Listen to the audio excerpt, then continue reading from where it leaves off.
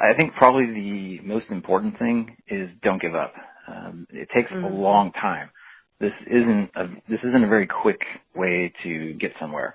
And what I noticed, one of the biggest shifts that I saw after the financial collapse, mortgage brokers. There were a lot of folks from that industry that wanted to get into insurance. I knew a lot of people in that industry, and they would come to me all frenetic and excited.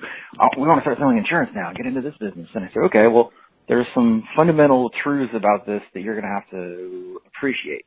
You're used to making money in large chunks quickly. You close a loan transaction that might be worth $1,000, $2,000, $4,000 for each customer, and the amount of people that you process is a fairly finite number. If you're working on 5 deals at a time, that's a big month.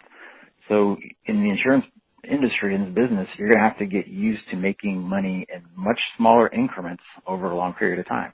You're not going to get large, at least this was my experience working in the retail side of things, mostly in personal lines.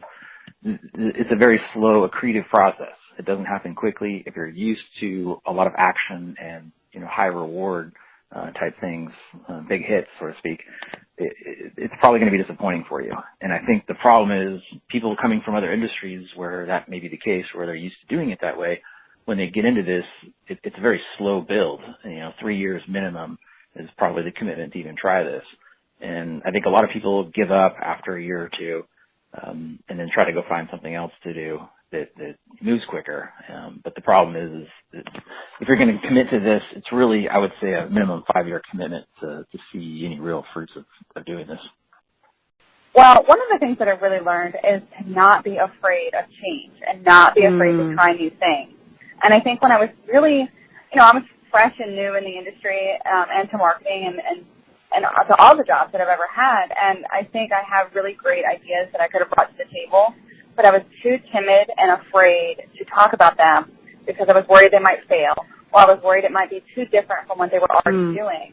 And what I've learned over the years is that those ideas could have really changed their business for the better if I just had the confidence to stand behind my ideas, even if they were new or even if they didn't work. That's a lot of what marketing is, just what works and what doesn't, and you don't always know. And so I guess if I could tell anybody younger, my advice would be if you have those ideas, don't be afraid to speak them out or write them down for later when it's a better time, but definitely keep record of all those ideas that you have because, they're not for nothing. I mean, they could really make a difference in a business's future. 2 or 3 things I would tell, and I'm kind of looking at young producers in this response. The first and foremost I would tell a young producer is that the purpose of insurance is to insure, and is to make sure that your customers, consumers, or businesses don't have uncovered, or as best as you possibly can, exposures to loss, that you help them do an exposure analysis, identify what those exposures are, make sure they have the proper insurance in place, and then at claim time that if you're an independent agent, that you advocate for them at claim time if there's some difference of opinion about coverage.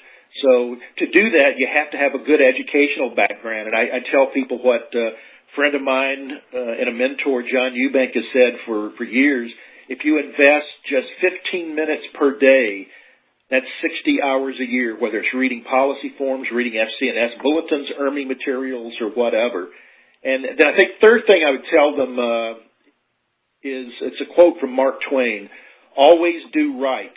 This will gratify some people and astonish the rest. What I would tell new people coming in is to expect that the first couple of years in the business is the worst. It's so tough because you're trying to find your own identity.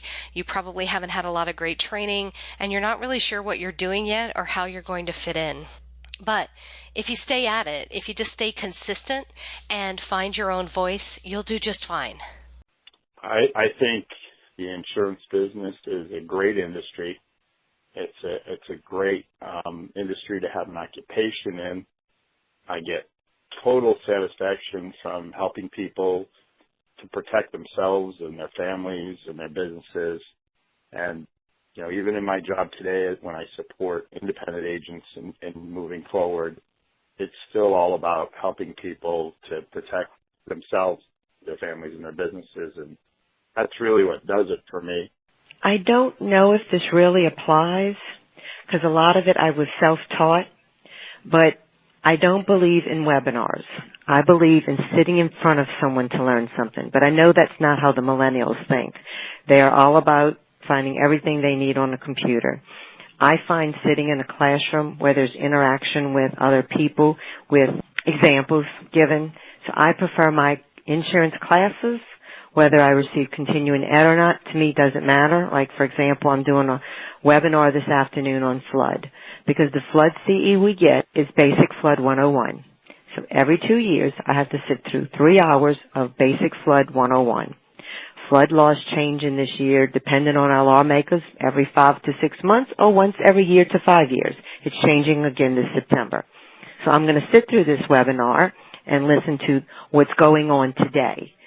So I do believe in education. I love learning new stuff about insurance because I like being the one the girls in the office come to when they have a question. I knew you'd know the answer. That's why I came to you. That's what I hear all the time. Right. So, and you're in a very unique area being in Louisiana, so flood is a big deal where you're at. Yes, it is. Wind is a big deal here as well. I think a new person coming in this industry should find someone to partner with or have them be their mentor that is passionate about this industry. Not someone that just comes to work 9 to 5, gets what's done on their desk, and doesn't put forth any effort. You're not going to learn much from that person because it's only a job. It's not a profession. To me, it's a profession. I eat, sleep, and drink insurance. Okay. So you love the insurance side of the business. So that I makes prefer you the very agency special. side. There is a difference. I prefer Yeah. being an insurance agent rather than working on the company side. A number of reasons, but one of the reasons is because I can deal with an uninformed insured. I can't deal with a stupid agent. Underwriters deal with stupid agents all day long. I would go postal. As far as somebody new in this business and they want to learn, I am all about sitting Right. with me and training you, because I want you to learn the right way. I want you to learn how to fill out an app completely and accurately with the prettiest, biggest picture you can give your underwriter so that she will get to your quote quicker. And I think that's one of the things that you and I talked about that you do so well is you're very, very thorough in your applications, and because of it, you also receive favoritism, not unwarranted, Absolutely. but on the contrary. Any of my underwriters will tell you, if Dawn trained you, I know you got it right. So the girls in this office used to take 2 weeks to get a quote from somebody. I'm like, oh, there's no way. And I'll call and tell them, hey, I showed her how to do this. Start working quicker for her, or she's going to use someone else. They get their quotes quicker now. That's great. Yeah, that's great. And I think that's a really, really important life lesson is not having to wait and developing relationships with underwriters. If first So, time, you and don't do it have right to the first touch time. it again.